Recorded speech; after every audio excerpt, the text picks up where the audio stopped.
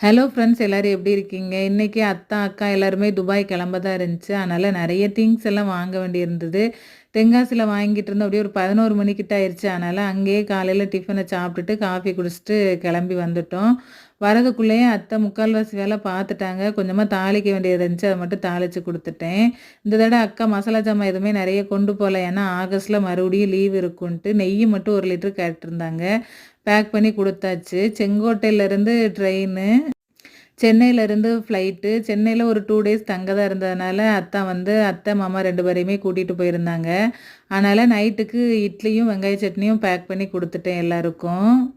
Marriage முன்னாடி வரைக்கும் ஒவ்வொரு விஷயத்துக்கும் அவ்வளோ பயப்படுவேன். இங்க வந்ததுக்கப்புறம் தான் அக்கா தான் எனக்கு ஸ்கூல்ல ஒவ்வொன்னுக்குமே ட்ரெய்னிங் குடுத்தாங்க. ஸ்டேஜ் ஏறதாகட்டும், பேசுறதாகட்டும், இவ்வளோ பேசுனேன்னா அதுக்கு முக்கிய காரணமே அக்கா தான். ஒவ்வொரு டைம் ஊருக்கு வந்தா குரூப் எக்ஸாம் அட்டெண்ட் பண்ணுன்னு சொல்லாம போகவே மாட்டாங்க. இப்படி ஒரு அக்கா கிடைச்சா எல்லாருக்குமே நல்லா இருக்கும். கூட பிறக்காத ஒரு குறை தான்.